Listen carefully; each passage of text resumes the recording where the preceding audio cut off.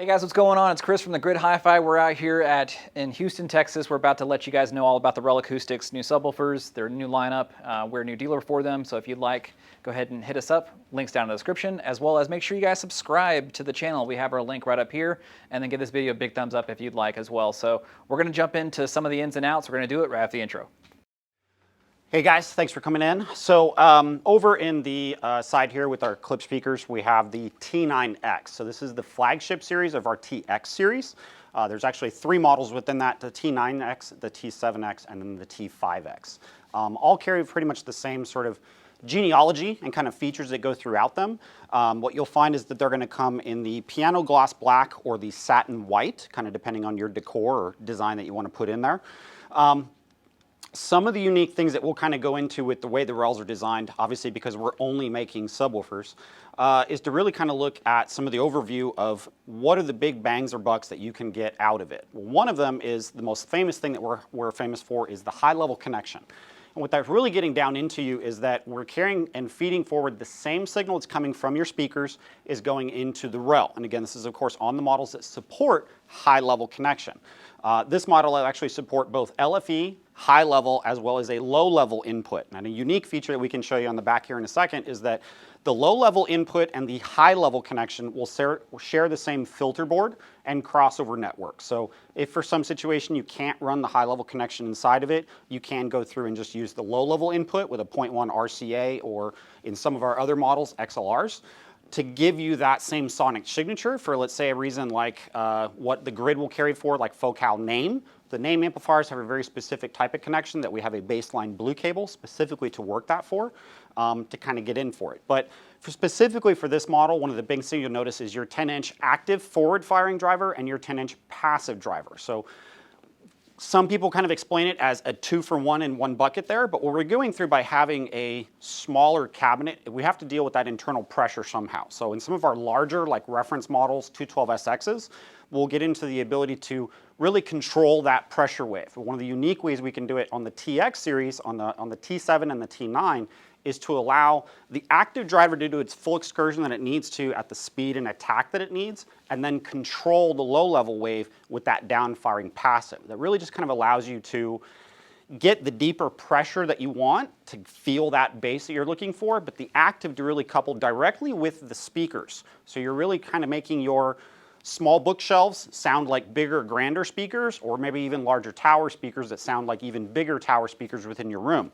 I always like to kind of say that it goes through and bass portrays space. So if you guys have ever really listened to a subwoofer and gone, yeah, I hear bass, but I don't hear the presence of the space that I'm in. What you're typically just getting is just loud bass in that case. When you listen to a REL, one of the very first things you'll notice, even straight out of the box, is that there's a different tonality that comes across on that gives you this spatial presence. It's one of the beautiful things about going in there is that you can hear how far away the artist from the microphone is, or how hard they're strumming the guitar. If it's going to be a light stroke or a heavy stroke, you start hearing some of these subtle nuances that you don't really relay and say that's bass response, but it is very much bass response, and it is that active driver being able to be significantly faster than a lot of people out there to go, how fast do we need to actually hit to get this note off correctly to perfectly blend with the speakers.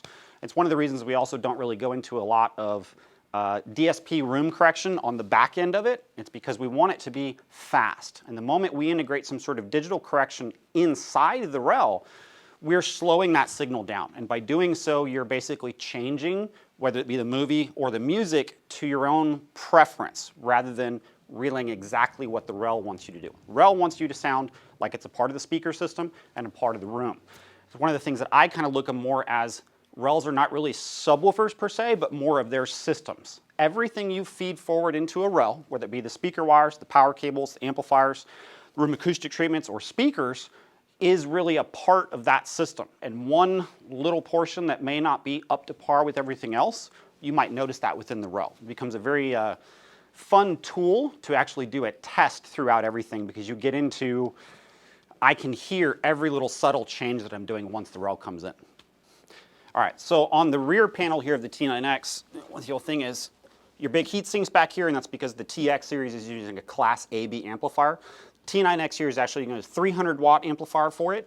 A very unique thing about that is that it's not a huge amplifier you might see on some other sub manufacturers out there, but 300 watts is actually a lot of power. So we're not really in favor of bigger is necessarily better. We're going to give it everything it actually needs to do to achieve that. Anybody who says that 300 watts is not a lot, you need to go listen to an actual 300 watts amplifier because they are very good at what they do.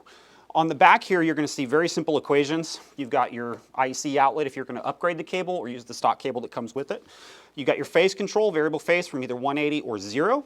Simplicity on that is that your speakers are either going in or going out. All we're trying to do is match the phase of your speakers, and of course, just like REL.net's videos, you can go in through and see whichever one is louder and biggest, that's the one you want to be set on, whether it be 0 or 180. Your high-level control and your crossover control are specific for the low-level input and the Nutrix Speak-On connection that we supply in the box, this cable, which is a 10-meter cable that comes with it. You're going to go through and basically do your normal equations. You'll see little clicks like this as you go up. You can kind of feel them as they go. You'll generally have a starting point to kind of get where you go. And then as you get the REL balanced in within the room and the speaker, you can make those minor adjustments. Your 0.1 LFE, you're only going to have a gain control on that to control, basically just matching it to the output of what the REL can actually do within your room at your max volume level. Obviously, the crossover is going to be controlled by the processor that you're using. So very simple connections. One of the bigger things that I actually love on the back of these from a panel side, if you actually turn over a lot of other manufacturers' subwoofers, you'll kind of see that some of the key points, like the binding posts and screws, are not really up to par. John very much looks at these as lasting long term to make sure that rust, no matter where you live, whether it be Florida or somewhere out with some big humidity, you don't really have issues like that. So a lot of care and time goes into it. And then of course, on the rear, you can kind of see the passive, which doesn't get enough love, but very simple to go through and kind of say that's your deep pressure. So your down-firing passive, and then of course, your active 10-inch. So one of our more famous series that we kind of just newly revamped called the Mark II series. This is actually the Mark I series of the HT1205. So we do have the new Mark II series out that the grid will have here shortly. Hopefully we'll have some cool things to kind of show off. We're going to talk to the guys about it. But one of the unique things that's really, really great about the HT series, not just for those home theater fanatics that love to have that big LFE sort of bump within the house, is when you're getting into it specifically for music. And so one of our favorite pairings that we actually have is with Klipsch. So one of the beautiful things about Klipsch is that their type of output and their type of acoustic design, if you will, is very specific. And you are dealing with a very high SPL output and very sensitive speaker. Most of our RELs are very famous for connecting with the high-level connection. You'll very much notice on the HT series, there is no such thing for high-level on these. We are going to connect via line level only. On the HT 1510 model that's out now, you will also have a low-level XLR connection. So for those guys that are using the high-level, XLR connections going that route. Your low-level input designed from a stereo musical side, you'll notice that both the left and right stereo inputs specifically designed for music playback. If you're only using one of these, you're only going to get about half the signal. If you're using both left and right inputs on the HT series, you're going to get the full signal there. So if you're not using that, please go and grab like an AudioQuest Y adapter, get it plugged in, and kind of listen to it that way.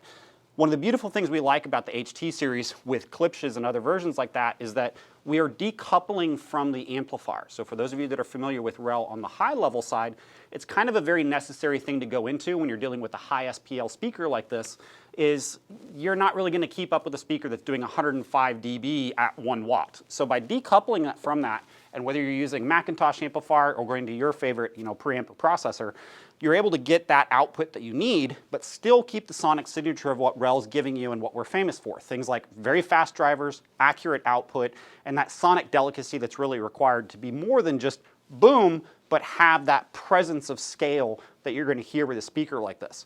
So it's not that you have to add in the RELs to these systems, but some of you might just have problematic rooms that need to get that underpinning low frequency really going for you. So as a single REL, it will do great, but let's also remember that you can always do pairs and grow it even bigger.